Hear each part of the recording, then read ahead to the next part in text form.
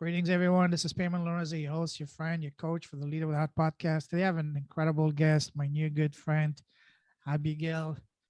Wow, we had a wonderful chat about 2 weeks ago. As soon as I saw her, I knew that, hey, because of the last name, she was from Ghana, and I was right, and she was couldn't believe it. I said, well, it's because being football being my religion, my passion, and Ghana being such a powerhouse in football. I've got to admire quite a lot of wonderful Ghanaian players, quite a few of them. I'm sure Mensah is a quite popular name, last name in Ghana. So as soon as I saw that, I said, wow, that's a Ghanaian sister here. So we had a wonderful chat, beautiful connection, super heart centered lady. And yeah, I can talk for at least 10 minutes just describing her. She's doing wonderful things here. But just a little bit about her. She's currently based in Colorado. She's been in the US for 25 years now. She's an author and publisher. She's already worked on three multi-author books, and she's now not only she has her own book, but now she's graduated from being an author to a publisher since last October. And again, the name of the publishing says it all about her. Moon Goddess Publishing. So that says it all. And yeah, she's also a fellow podcaster. Always a pleasure to talk with podcaster because podcasting has changed my life, blessed in countless ways. It's always good to talk with other podcasters. Our podcast is called Sovereign Divinity Podcast. Again, for her, it's all about divinity, goddesses, impact. She's a divine goddess herself, So incredibly happy to be talking to her today. There's a lot of things we will unpack. So without any further ado, Abigail, welcome to the show, my friend. Oh, Payman, thank you for having me. I'm so excited for our conversation. Yeah, It's good to be here. Thank you. pleasure's all mine. And did I tell you how much I love your head gear? What do you call that? Yes, you did. Do they work also for men or no? For men, I would look like out of completely whack. I'm sure it would. All right, I'll It's try. like But if it, a wrap. yeah, I don't want to look like one of those. It's gonna make me look like one of those Indian Sikhs, like Yeah, a tournament. exactly. Exactly. Anyways, all right, this could be a podcast on head fashion, but we'll do that for another time. That could be a good one.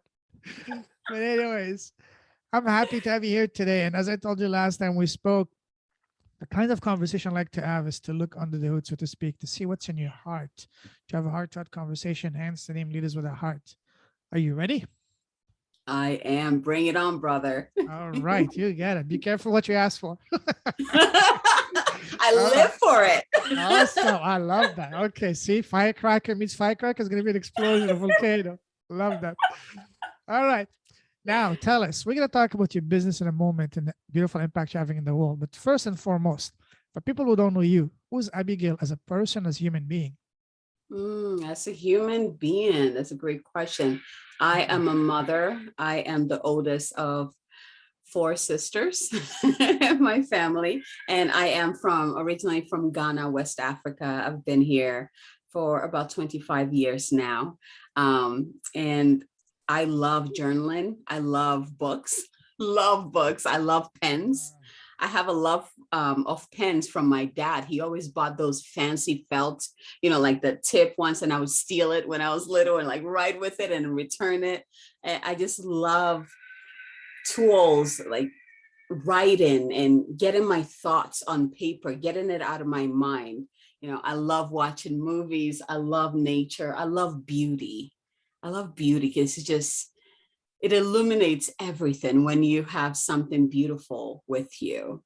I love people. I love deep conversations, authentic, heart-led conversations. I'm an old soul, so I don't have time for shallow little, conversations. Just like, oh my God, let's go. Let's just go in, So that's a little bit about Human Abigail. Human Abigail's background. I have a background in psychology, pre-med, and also traditional Chinese medicine. And so I have the the blessing of the merging of both worlds, of the spiritual world and also the scientific, world, which I absolutely love. I love learning about the human body, and not just, especially when you're energy, healer, or someone who works on it, it's good to understand, like when I place my hand on you, I can trace the energy and actually see where the organs are, like, and because I know where it's at, it's like I can just, not that I need to direct it, but it's the, having the gift of seeing both the energy and the physical of the human body. Like, it is such a gift. I love the human brain. That's my favorite part of the human body. So you're getting personal here. Oh, yes, that's amazing. Wow. Lots that we Yeah. can unpack here. Now, I'd like to further continue to get to know you better as a person. I'm going to ask you a series of rapid fire questions on that. Oof. Now, tell us, what makes you happy as a person? Writing, journaling, I should say. Mhm. Something about the pen on paper, or even just doodling, just doing something with a pen and paper, writing something, doodling, like it's like a massage for my brain. Yeah. You always have a pen and a notebook beside you wherever you go? Or in my purse. Okay, that's good. That's good. Awesome. Now, what makes you smile? Everything. If you ask my husband, he would say everything makes me smile. I see it as a soul gift of mine, where I have this never ending joy that illuminates through my smile. But I Oh, can find humor in everything. And my mind has a habit of creating humorous images with what I see. So I can make anything funny. I can laugh anytime. And it's easy for me to find that joy or the thing that makes me laugh in life. Yeah. that's beautiful. You're blessed with a wonderful, beautiful, warm smiles and contagious smiles. So keep shining it, keep wearing it all the time, please. Thank Even you. when you're Thank sleeping. you. Oh gosh. The cheeks need to rest. You can just like this. I love this. Now, let's take the happiness factor a couple of notches even higher. What makes your soul come alive? What makes your heart sing? My connection with the divine.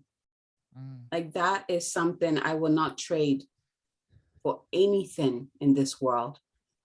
I don't know where I would be mhm. if I wasn't connected to the divine. That that's my home. That's that's what keeps me going in this world that just feels so heavy and beats down on you. Like, I don't know if I would be able to keep going without my connection to the divine. Yeah. Say that when you say the divine, one question that just came to mind is that I spent a lot of time in Brazil, and in Brazil is a lot of very heavy African influence, especially in terms of Yes. divinities and candomblé and all that, orishas and all that.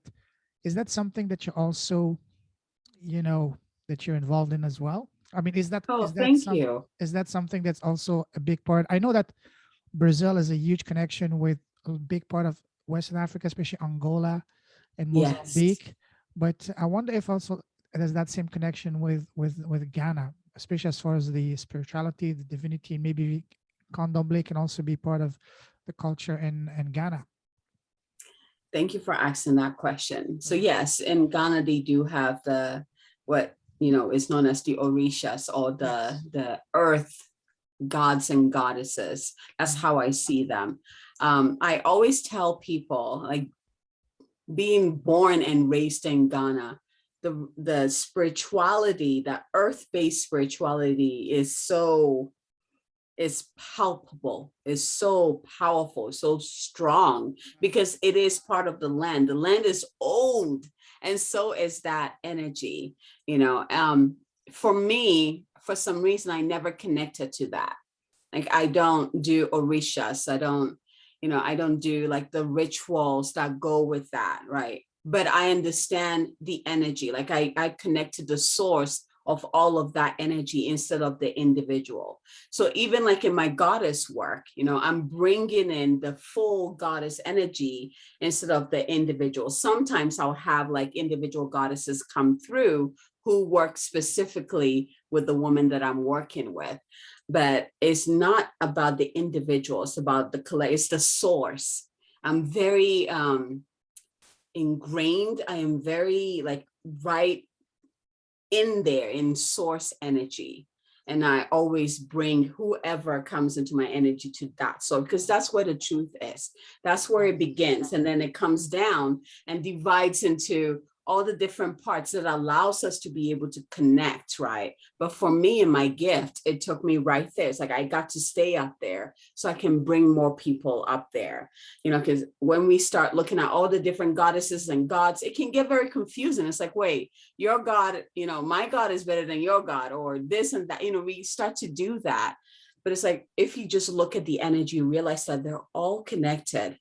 They're just all different raindrops of the main energy, the main consciousness, right? So sometimes it's just good to go back there and remember where all these emanations stem from. Yeah. Beautiful. Let me know if that makes sense. Yeah. Oh yes, oh yes. Living in Brazil, I didn't attend any of those candomblé, practices and celebration, but I've watched quite a lot of videos on that, and I would be very interested next time I go back to Brazil to see it, but also would love to do that where it all originated from, which is in Western Africa. So I'll definitely do that. Now, speaking of divinity and all that, would you say that you're more religious or more spiritual, or both? Oh, absolutely spiritual. Okay. Absolutely. I mean, my background is religion. My parents, especially my mom's side, which that's who we grew up around, they were Seventh-day Adventists or Adventist. And so it's very much religion, reading the Bible, reciting the Bible at church, like all of that. That's been my background. But I always say that I've always been a rebel because, and this goes back to my connection to source, I've always known the truth. So I would be at church and the pastor would say something, I'd be like, that's not what really happened. Like I could see it as if like I was experiencing what was going on. I'm like, that's not really what Jesus meant. Like one of the stupidest rules that they had in the church is that the girls couldn't even talk to the boys. It was a sin to even, and it was stupid because we were young and we couldn't interact with each other without feeling like we did something wrong. And I always thought that was such BS, Preach. and also and also the guilt, it's like you have to come to church every Saturday or you're a sinner, it's like, but that wasn't the case. Jesus said you can find me anywhere. You don't need to be in the church to connect with me, and I don't even need you to connect with God or Jesus. Like I don't even need you. So stop making people feel like that was me. Like the rep was like, stop making people feel like they have to depend on you to connect to God or divine. They don't need you. They're coming here in this home as a community or in this building to come together as a community to support each other. But it doesn't mean that they need to depend on you. They don't need to, so that was always me. And, my mom will look at me like this child. Don't say that. Keep it quiet. Yeah. You're gonna make me look get bad. in trouble. Look me embarrassed, Growing up, I was very fortunate to always meet certain mentors that would come into my life at a time that I needed it the most. There was one guy in the church, like he was very strict, with the Bible, but it's like every time he would like come around me, he would say something to me that would let me know that it was okay for me to feel that intensely connected to the divine without feeling like I need to be in a church or, memorizing the entire Bible or, like all the stupid rules they had in the church. So I was very lucky to have these people pop in every night, like these angels that will come in and be like, hey, you're okay. Keep standing in your center. Keep getting anchored. You're okay. Yeah, that helped a lot. Love that. You know, one of the most powerful quotes I read recently is that religion divides, spirituality unites. And that is so true. I mean, spirituality has its own, you know, Yes, nothing is more perfect. Absolutely. Yeah. yeah, it has its own thing. I mean, we've seen this, especially in the social media world. Oh, You know, yeah. what I tell people is this: spirituality is about you. It's about your connection to the divine. It's about your connection to God, or you know, whatever you call that higher consciousness. It's not. It's a relationship between you and the divine. It's not about if I do this like that person, then I'm spiritual, which we're seeing a lot of that in the social media. If I look this way, I'm spiritual. If I meditate like so and so, then I'm spiritual. But it's like, what is your connection asking of you? That's your soul yearn to meditate for 3 hours, then do it. That's your spirituality. That's your soul yearn to go hiking, go do it. That is your spirituality. That's your soul want to go swimming. That's your spirituality. You know, it kind of, when you look at it that way, everything that we do, so far as it's coming from that heart place, that that place that is like true to your soul, right? So far as it's coming from there, it is your spirituality.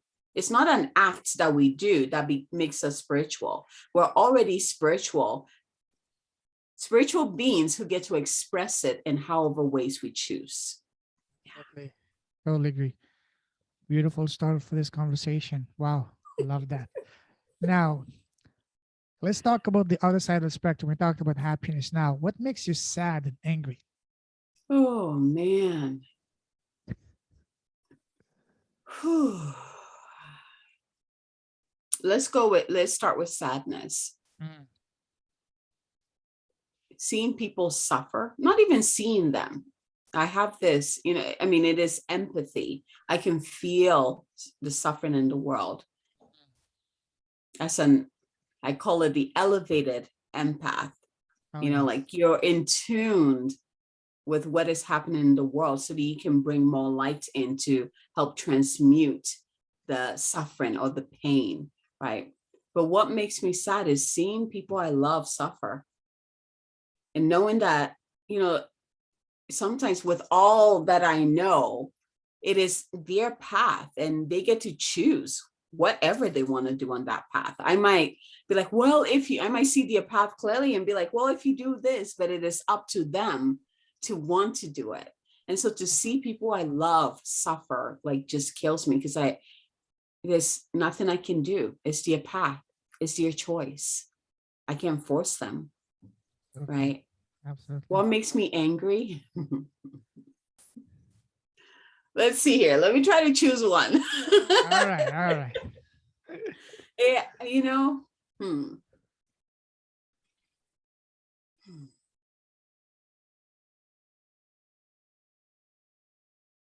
This one comes to mind when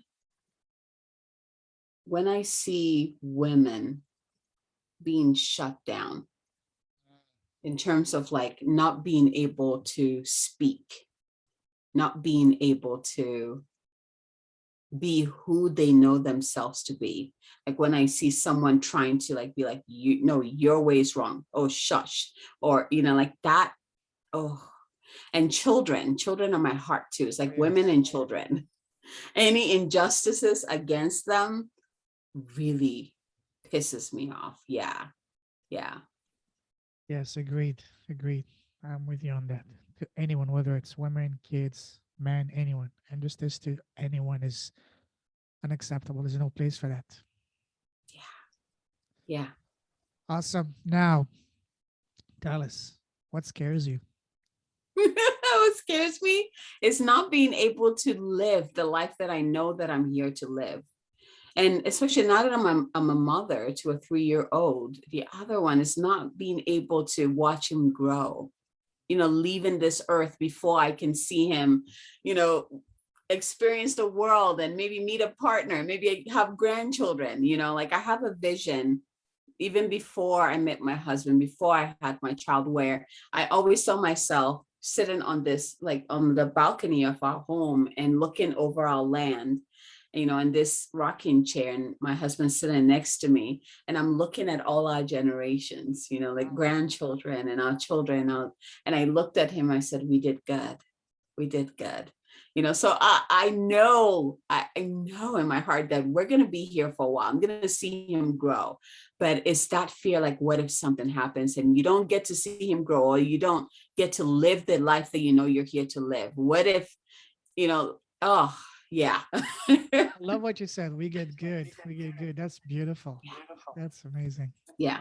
That's what I hold on to when those fears come up. Like, what if you leave tomorrow? You don't get to see your son grow. What if this happens? Especially with the, pandemic that happened. There's so much fear that kicked up for so many. It's like, what if this happened? And what if that happened? And I always go back to that vision, or my higher self will remind me of that vision and show me. It's like, do you see how old you are? Yeah, you're here for a while. And do you see that your son is there with his family? Yeah, you're here for a while. So that always soothed my heart. Yeah. Absolutely. And just looking at you and hearing you talking and your smile, I can say safely that you're not going anywhere anytime soon. So don't you worry about that. The only place you'll be going is traveling around this beautiful planet Oh, with your yes. family.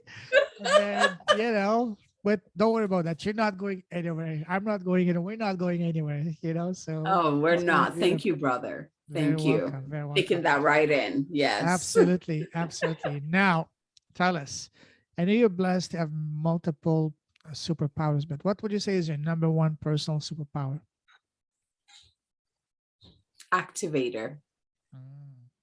My energy has the habit of activating people that it comes in contact with. And when I say activator,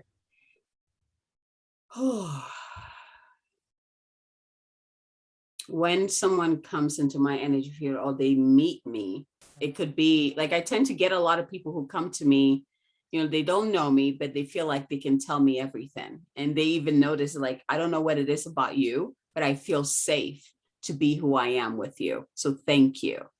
Or if there's a healing that they need, like, I used to work in the medical field, and so many times the clients would be like, I don't know what you're doing, but whatever you're doing, thank you. Thank you for keep doing it. And it's not something I even do consciously. Again, it's like my energy signature.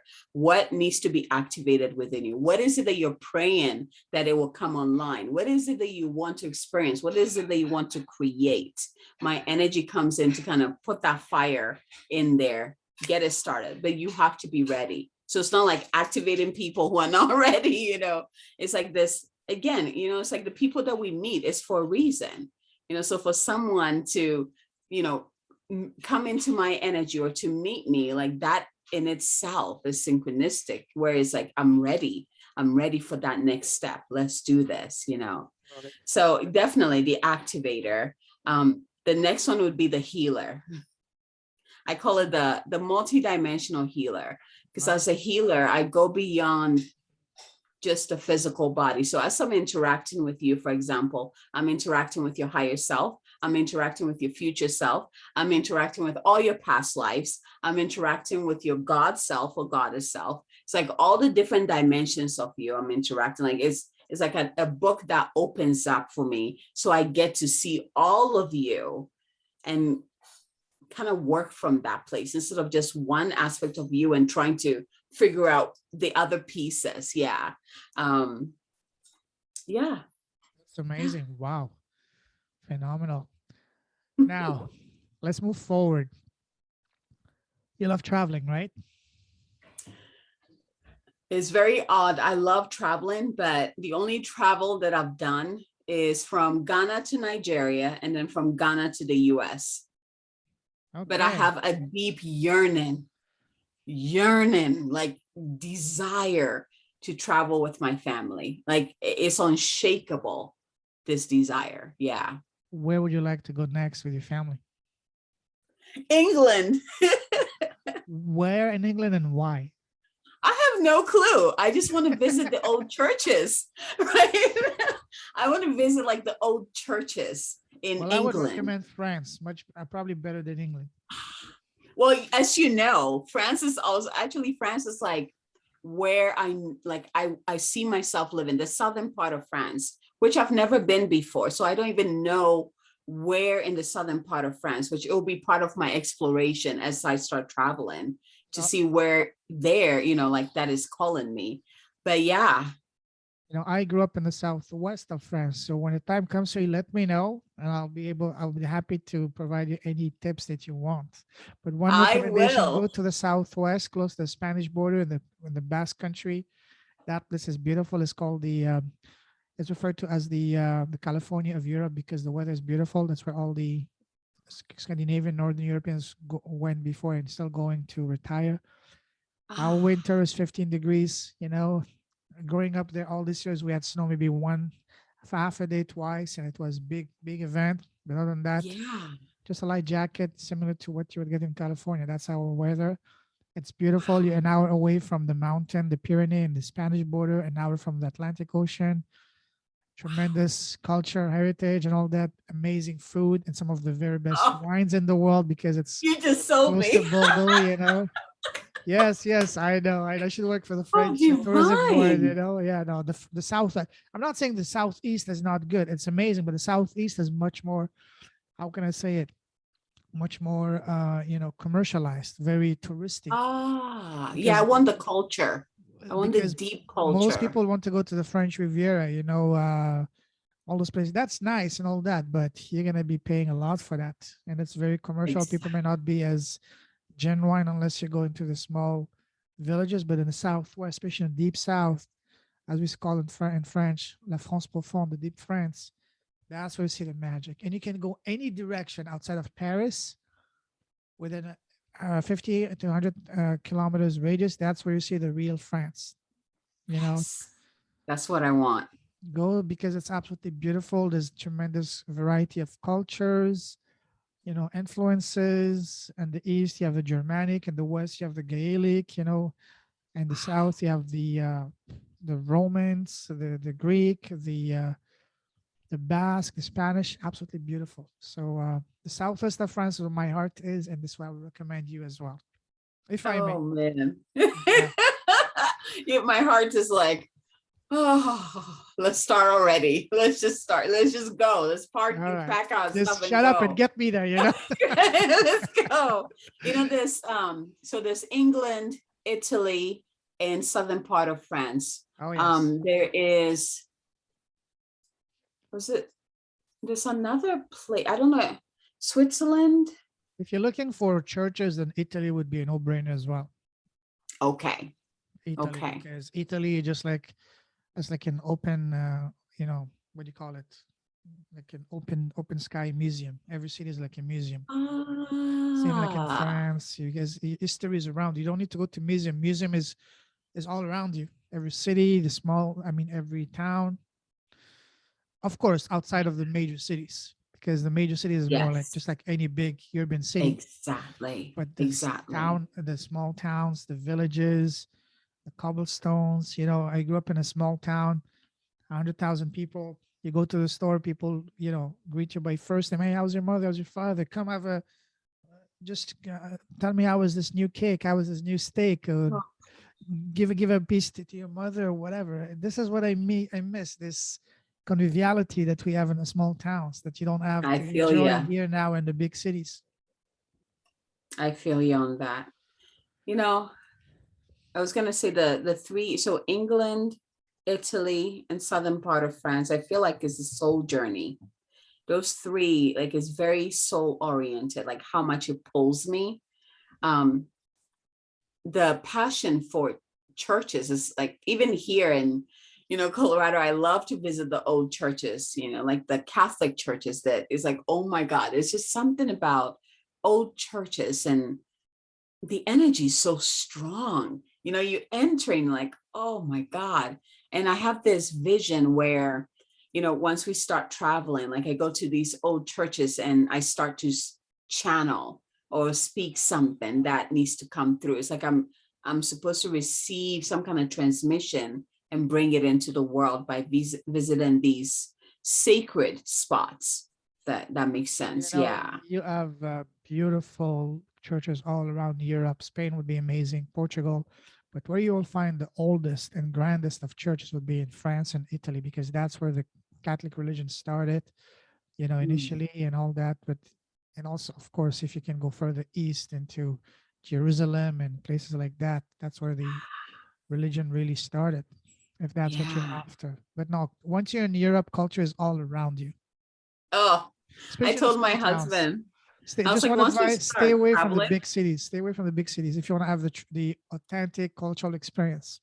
yeah, Maybe stay in a village, say 20, 30 kilometers outside of a big city. So when you need to get things in a big city, it's easy to get in. you can just, Yeah, yeah. yeah, very easy. Yeah. But Oh, I'm excited. but the connectivity in Europe is amazing because you have all these train networks that are really fast, really inexpensive, and very easy to get into, because Europe is pretty small compared to, for example, going from Los Angeles to New York. You need to take a plane. But in Europe, we have extensive networks of very fast trains that can get you from, say, from say Sevilla in the south of Spain to, say, London, for example, in 5, 6 hours. Yeah. Incredible. Oh yeah. Oh yeah. No, no, no. Europe, you will love it. You will love it. But when the time Oh, comes for you, let me know, especially France, the southwest of France. That's where I grew up. I'd be happy to give you some tips and all that. oh, I'll be contacting you. Please do so. You don't need Where do any I go? invitation. I'm excited. You got me all excited here about traveling. Awesome. Yes. Now, let me take you into different types of traveling down memory line. Go back to when you're a young girl growing up in Ghana. So, when we're kids, people around us, family, parents, relatives, teachers always ask us, so Abigail, what do you want to become when you grow up? What was your answer as a young girl? Oh, that's funny. I don't think,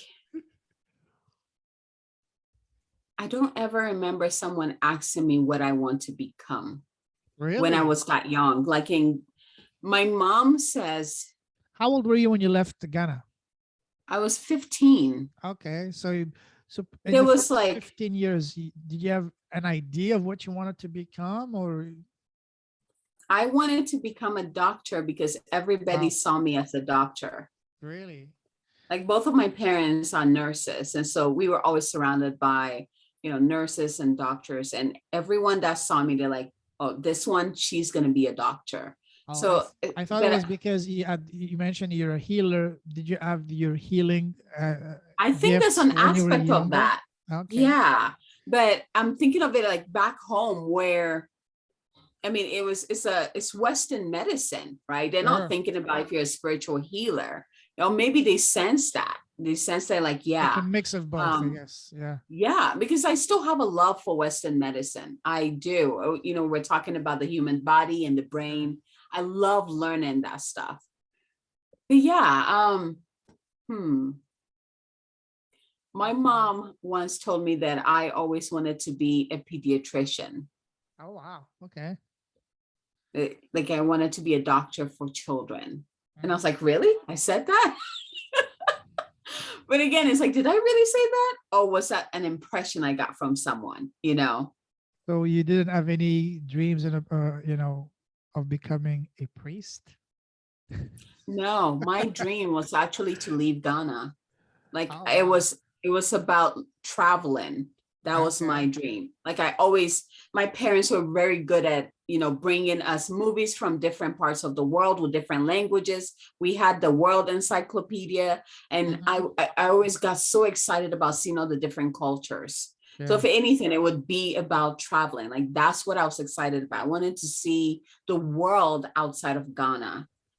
Yeah. But in terms of like what I wanted to do, like I never, you just What made you leave Ghana? Was it by yourself, a family, or what? with family. Yeah. Okay. So them being nurses, they had the opportunity to at some point to choose wherever in the Oh, nice. world they wanted to continue to work. And, Beautiful.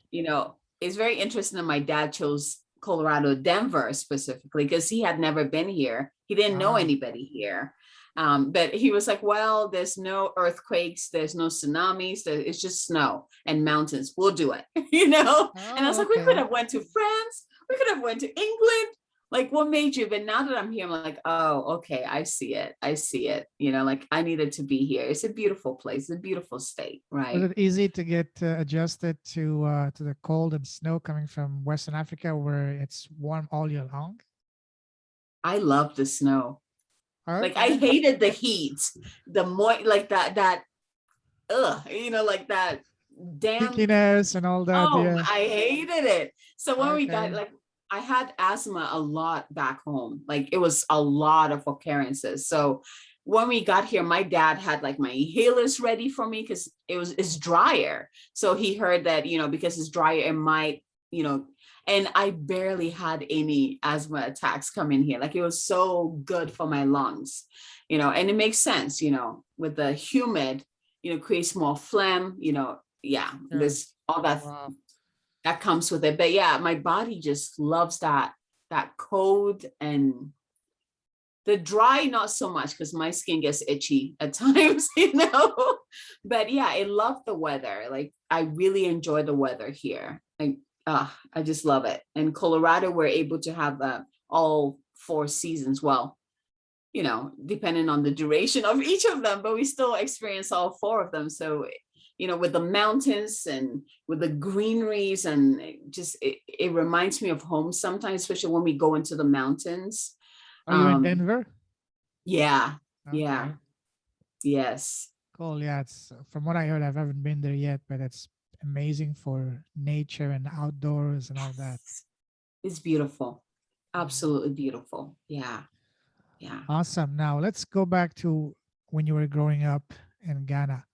What was your relationship with school? Did you love it? Or did you hate it? I loved it. Oh wow. I hated it when we took breaks. So, like when we had like, Really? yeah, I hated it because that means that I would be at home. I love school.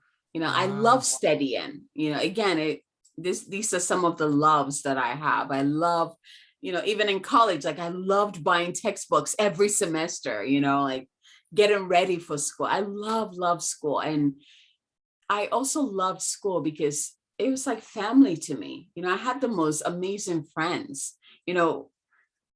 That's one thing that I missed when I came, when I came to the US, is that bond that you get to create.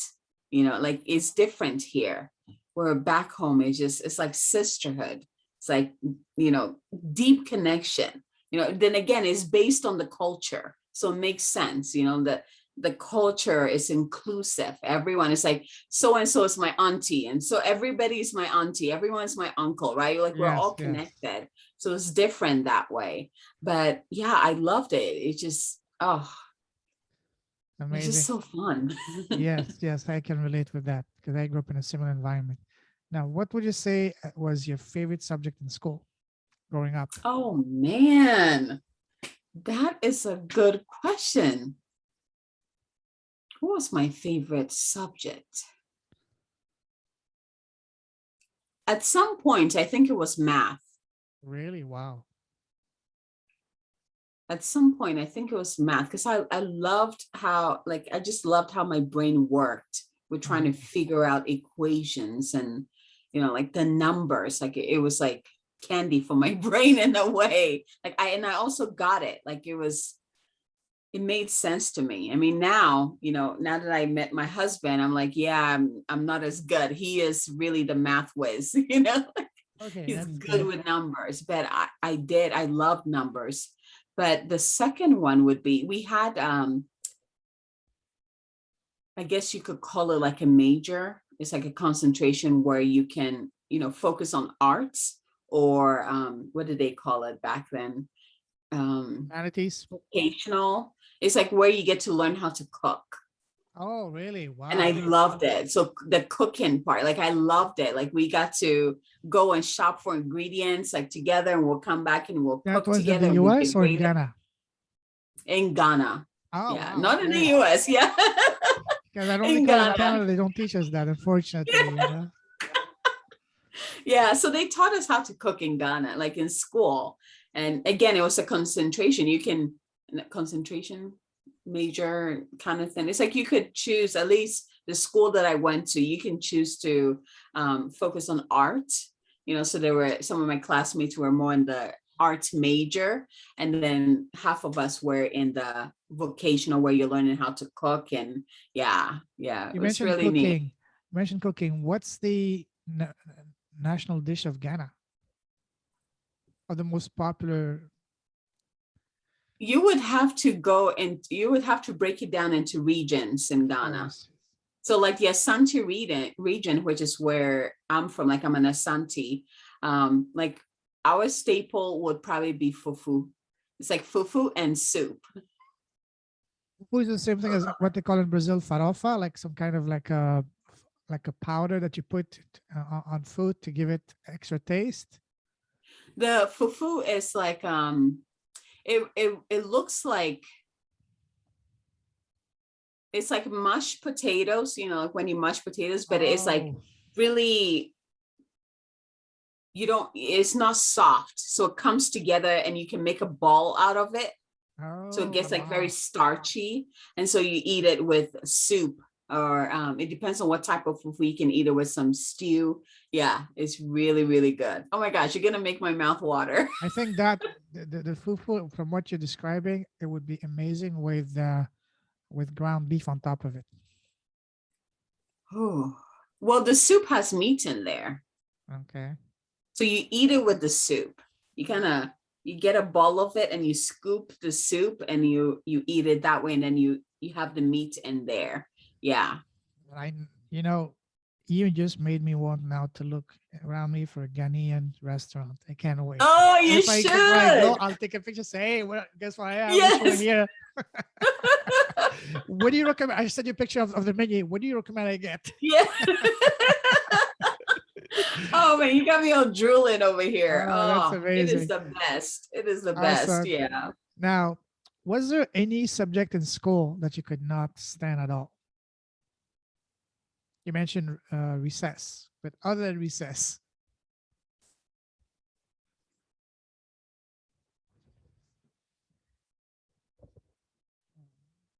Social studies. really? I felt like it was dry. Maybe it was just our teacher. Oh It yes, was oh just yes. dry. Um, I Okay, feel like our interesting. social studies, like we focused on just Ghana and Africa. We didn't really go outside of Africa. Oh, okay. Like my sisters and I, we were lucky because we had, the education from our parents who traveled around a lot. So we got to get that influence too. So maybe that's why I had the craving to know more than that.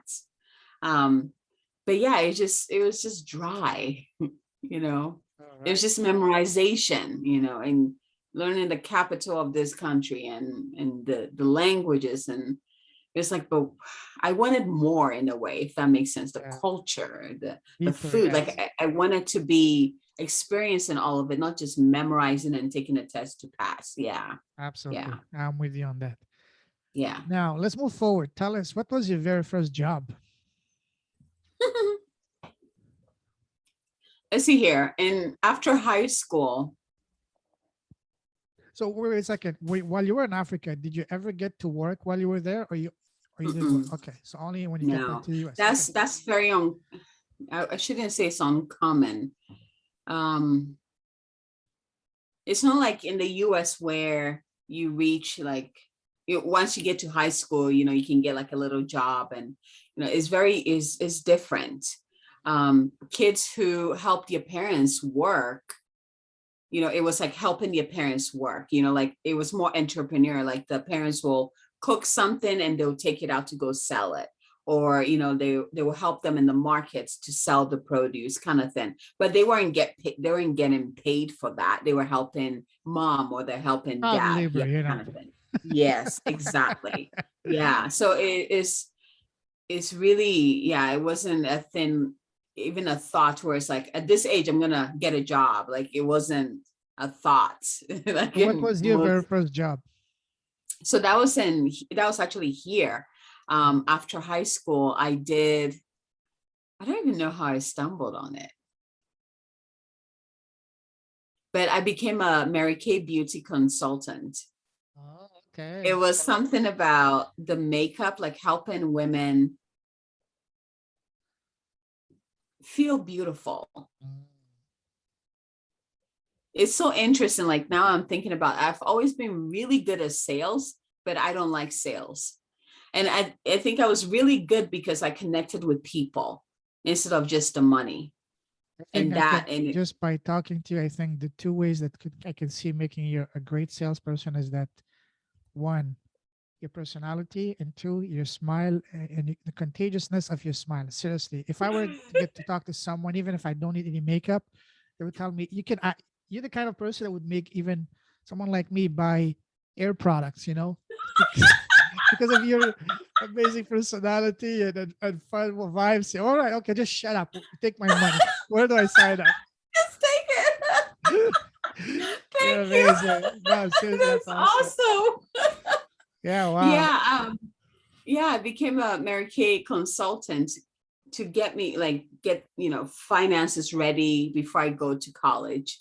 And I loved it because it was just, I love learning about makeup, but it was about seeing the women, after I taught them about the products and help them actually put it on. So it's not like, here's this product, here you go. It's like, this is how you can put it on. This is, like if you want to do foundation, do you want to do heavy? Do you want to do light? This is how you can put it on. This one works for you better. Like I actually worked with them with that, like mascara, lip color, you know, and it was so good, like seeing them from the beginning and at the end when they saw their transformation, this smile. And I love the product because it didn't, some makeup will completely change you.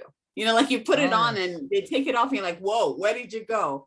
And Mary Kay, it was like enhancing your own beauty. So if I took off my makeup, you wouldn't notice if I had makeup on or not because I was still there. It was just, yeah, I really love that. Yeah. And the fact that it was like all women too, it was beautiful. Yeah. That's awesome. That's awesome. Now, Yeah. I did really good. I did really good. Yeah.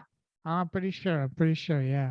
Can see that. That smile. Oh yes. Oh yes. Oh yes. Wow. Now, moving forward, there's a saying, I'm sure you heard of it, that says change your story, change your life. And by story I mean what we tell ourselves in our head. So when you, Abigail, had to change your story to change your life, how did you do it?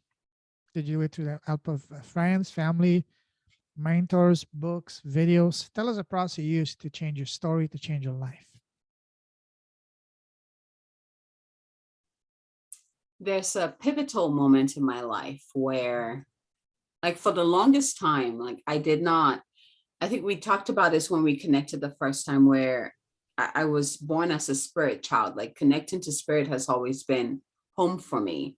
And because of that, I rejected being here on this planet. Like, I was walking around, my physical body was walking around, but my spirit wasn't in my body, as some, especially like, it would probably be like around teen, all the way to like age 27. At 27, something shifted where, I would always hear people around me say, oh my gosh, Abigail, you're amazing. You look like your life is all good. You're always smiling. You make me feel good. You make me feel loved. But I wasn't feeling that love. It was not, I could not feel, like I felt so empty inside. I felt cold inside. And I was like, well, if I'm gonna, there was a time where I would keep praying to God to come back home. Like when I was younger, I would dream, where I had many dreams where the heavens would open up and, like, what do you call it? Like judgment day, where people would stand in line to see if they're going to get to heaven. And I'll see that and I'll get really excited and I'll run all the way to the beginning of the line. And, one of the dreams, like Jesus, and I still remember because I had it so many times. Jesus was like, no, no, no, no, no, you go back. It's not time yet. You have work to do. I'm like, come on, but I need to go home. And so I was always trying to get back to source. I was always trying to go back. I didn't want to be here. The the feeling of leaving source was so devastating for my soul. Like even up to now, I have this deep-seated sadness from it, like this disconnection. I felt that very deeply. So yes, at age 27, at that point, I was like, I'm still here. People keep giving me compliments, saying that, I'm happy, or they see me as this happy, all my life is together kind of person, but that's not what was in the inside. And so at that point, I was like, fine, if I need to be here, then I want to live the best life ever, and I need help. And so this was college, like I was still in college at that time. Maybe it wasn't 27 then, because I was definitely still in college. So at that point, some of the first things that I did, it was about mindset, because the first thing was like identifying how I was feeling and how I wanted to feel, and beginning to ask for help in that shift. So some of the easiest thing that I did was start to buy myself roses. So I'll buy myself flowers and roses and put it in my room, and I would smell it and I'll connect with it. And something about that, like, just helped me come back to my heart. And then I was in the college, they had the group therapy for the students that you could go to. So I started going to that.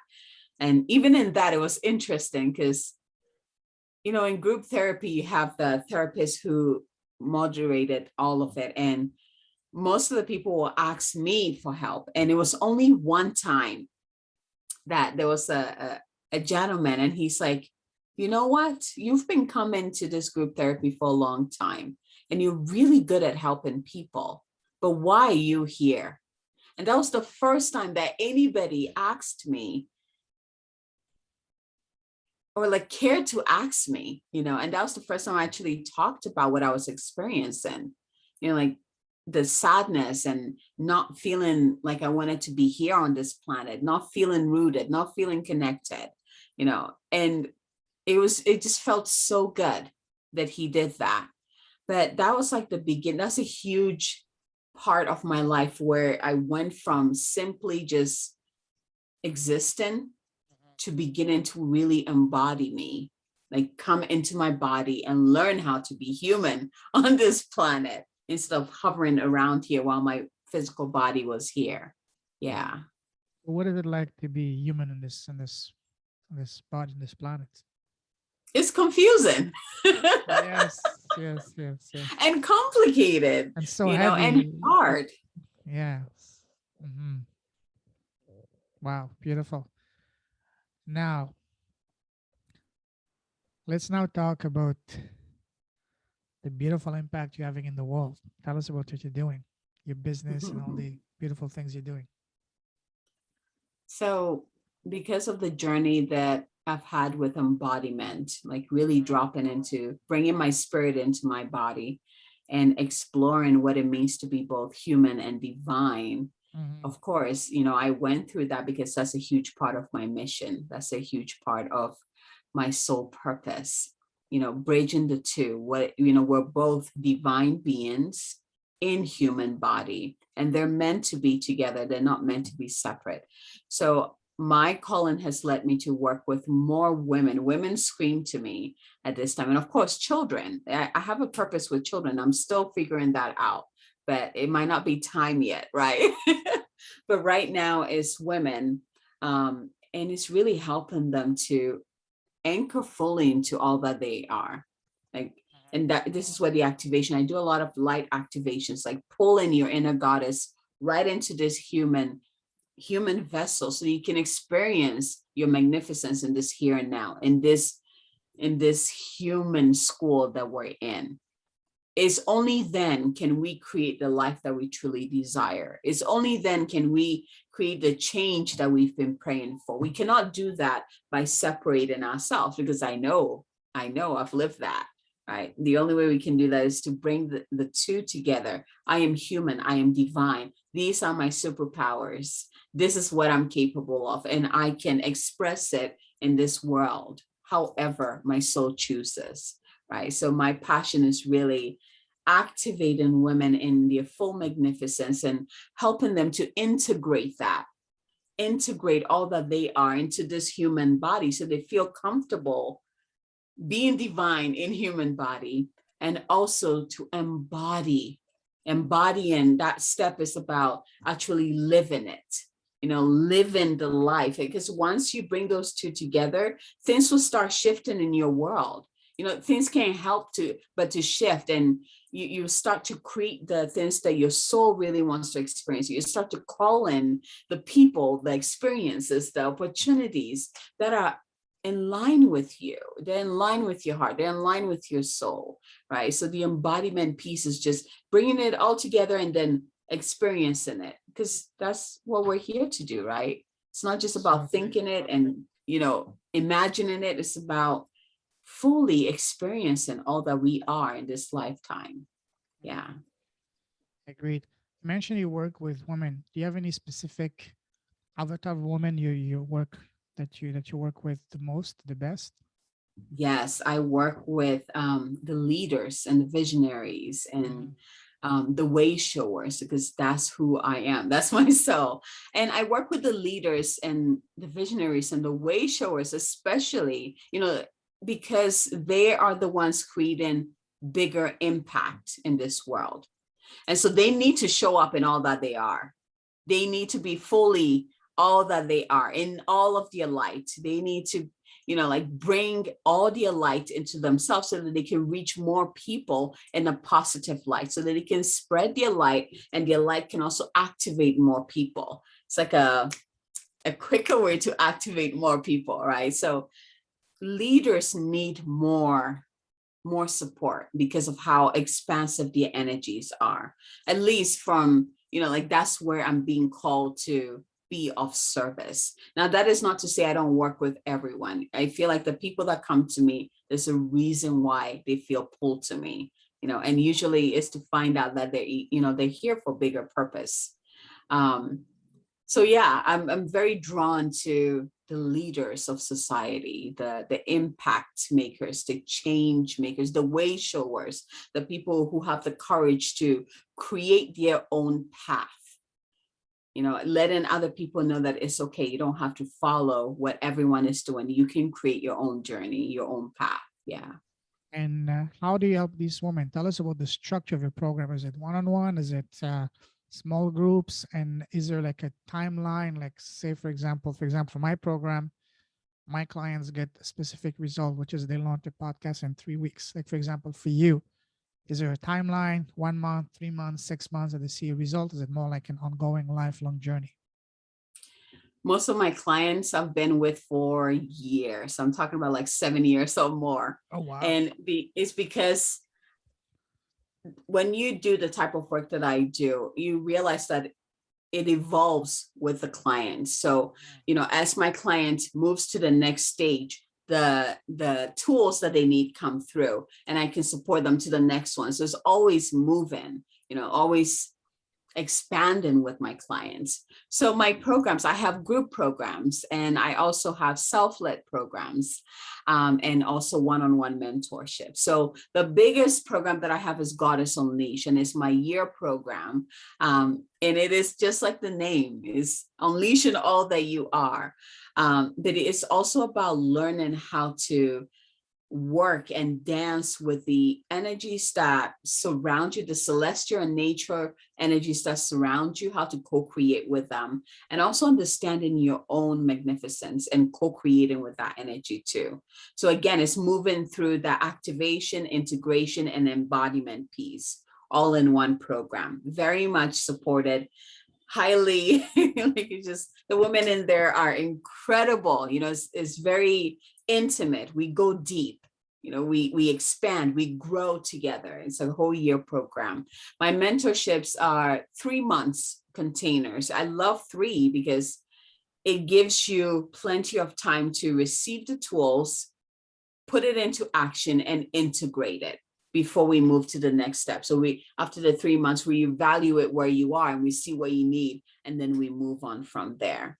The self-led, I created that because there are people who, they just need that container where they can just get the information, implement it, and do it. There are self-led people. So I do have some of my courses as self-led. They can just sign in. I walk them through it, boom, they're done. And then we can touch base with like one-on-one mentorships too with that. Yeah. Now, Tell us, share with us an example of the most remarkable transformation you've seen from one of your clients so far. Hmm.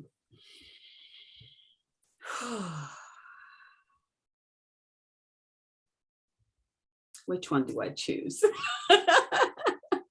Summarize it Ah, in a couple of sentences.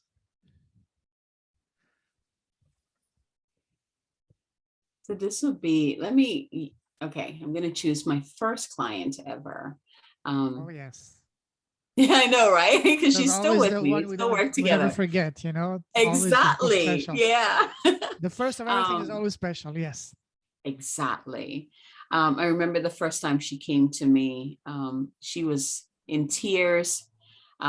She felt like her marriage was going to end. She felt like she was losing herself.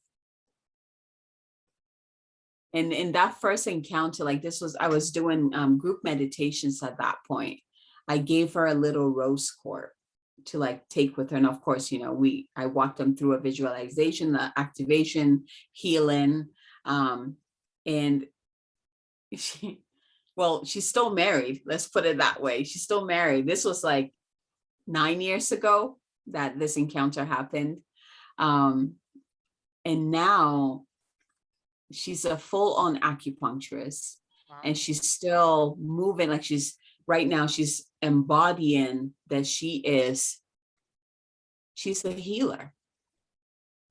She is a healer. Like she's embodying that path as, oh wait, I'm a healer. I have a divine purpose. I am really good at doing what I'm doing. Like I'm really good at being of service to humanity in terms of helping their bodies heal, taking them to that natural state of healing so that they can feel better, they can live better. But she's come a long way, confidence wise, like from the beginning where she felt like life was happening to him to now, like, no, I create my own experiences. I wanted this experience and I called it in. Or, like it's so incredible to hear these stories, like, oh my gosh. Yes, yes, now you get it. You get to make the choices. You get to call in what you want. Life doesn't want to happen to you. It just happens that way because you feel like it has to be that way. Life wants to co-create with you. Life wants to dance with you, and I teach my clients this, the empowerment. Step into your power, dance with the universe, dance with your own higher self, and be bold enough to take the path that you're here to walk on. Beautiful. Love that. Phenomenal. Now let's talk about something that we're both passionate about, and which is podcasting. You're a podcaster yourself. So how did you get into podcasting? So I was gonna say I'm not as good as you. Oh, don't say you've been in the game longer than me, 5 years. I've been just for I a started year and a half. So I started my podcast because I had a desire to reach more people with the messages that wanted to come through. I was on Facebook, and I felt like I was just in this one container, and that's all because that's all I knew at that time. So when I got introduced, wait, you can do something with just audio and you can reach more people that way, like, and also on the go. You don't have to be watching, on your phone, like watching a video, like they can just listen to it while they're working out or walking. Like, it's like, yes, the motivation is reaching more people with the healing, with the activation, with the divine messages that wanted to come through. And so I started doing, and I still do it, is the Goddess Energy Forecast. I release this every week, either Monday or Tuesday. That's what usually happens. So I started doing that. And then every now and then when I meet someone who really moves me, I would do an interview on there. But the main purpose of that podcast is to get the divine channeled messages out there to people who need it. Yeah. beautiful. Now, are you using your podcast for your business?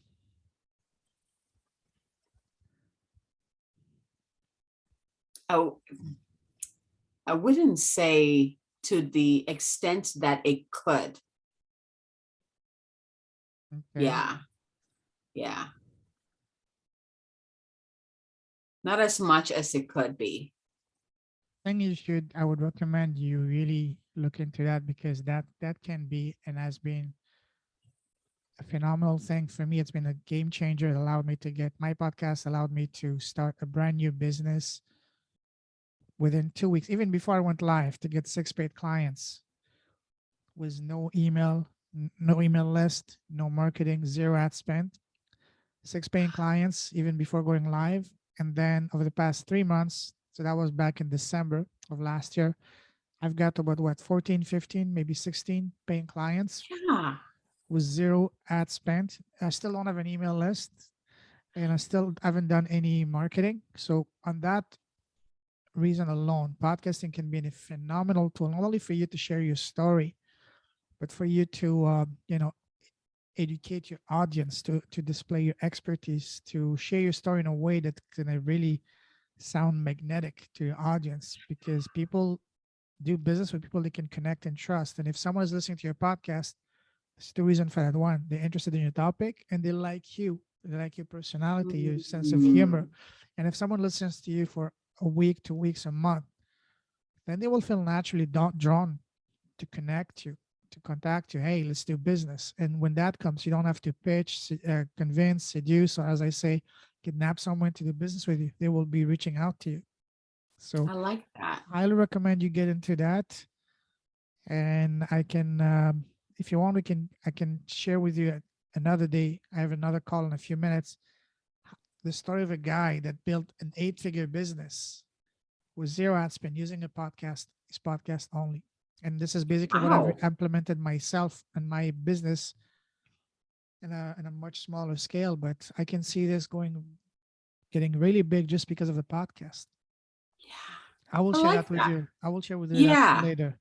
Yeah. Share that with me, please. I will. I will. So now you've done podcasting and now you also transition into publishing. Tell us about that. How did you make the jump from one to the next? Oh man, I feel like the publishing aspect kind of just it came in and pimp slapped me awake kind of thing. I mean, like I've always known I have a love for books, and Mhm. but I never thought of myself that I would be publishing the books, but my mentor, Adriana Monique Alvarez, like she posted, like she's looking for, these type of women to teach them how to create heart-centered, publishing houses so that we can help together shift the the face of publishing, like what publishing used to be. And I remember reading it once and I was like, yeah, that's not for me. And for some reason, I could not stop thinking about it. I could not get it out of my mind. And I was like, what does this got to do with my purpose? Like, there's nothing about this about my purpose. Of course, now I understand, but it just kept coming to me. And I was like, higher self, is this the path that I really need to walk on? And I got a clear yes. So I said yes. Wow. I had no idea where that path was going to take me, why I needed to take it. All I knew is that I had a full body yes to this. And so I said yes to it. And now that I've done it, I mean, I started this it would be like last August, and I published my first bestseller in October of Beautiful. last year. Now I understand that I get to give my clients another opportunities to express themselves in a big way. It's a big platform. When you show up in the world and you say you're a published author in a book that became a bestseller, you're seen different. You're taken seriously. People listen to you, right? Preach. So I was, yeah. So I was like, oh, wow, I get to offer this to people, more people. The other part that got me really excited is about getting authentic stories out there. Reading like my book, and I have a copy of it here. That was the first book, Miraculous. Wow. These are real people sharing their stories about, their life and the big changes that happen in their life. That is like a miracle. This book is about breaking down what a miracle is that it's not just about turning water into wine or raising the dead, that every day we get to experience miracles, so the stories in here are incredible, right? So it's like bringing real people together in a container where they get to co-create magic like this, so it takes publishing also to a different level where you're creating community with this opportunity too. The women and the men, they get to interact with each other. They get to network with each other. They get to support each other. They get to walk on this amazing journey together, really getting to know each other deeply. So it's such a sacred act. It's such a sacred journey to take on that I get to be the channel for, the container for, the messenger for, right? I get to offer this for those who are ready to get your stories out there in the world. I love that because that's a powerful responsibility, powerful and beautiful, empowering responsibility, because it's all about allowing someone that has a beautiful message to express that, take it further. Absolutely. Listen, Absolutely. Abigail, I love talking to you. It's been almost an hour and a half here, but let's wrap this up now. As I have a call in 3 minutes, we'll definitely have to bring you back for a part 2 because there's so many more things we haven't even talked to. So we'll do that sometime after that. So listen, and if someone wants to connect with you, what's the best way to do so? You can always find me on my website, moongoddessacademy.com. You can also find me on social media with Instagram and, Facebook. You just type my name in there and I'll pop right up. Let's see here. Yeah, those will be the easy way. If you go to my website, all of that is on there. So you don't need to, go to too many places. So just go to my website, moongoddessacademy.com, and you can find all the other social media connects through that too. Beautiful, beautiful. So listen, we'll definitely schedule a part 2 in the next few days. In the meantime, I salute you. Stay safe, stay awesome, keep shining your light, keep blessing the world with your presence, with your wonderful, warm, genuine, beautiful smile, contagious smile. And yeah, stay safe, stay awesome. God bless you, my friend. I'm looking forward for part 2 very soon. Thank you very Thank much. you, brother. It's been Take an care. honor. Thank Pleasure's you. all mine.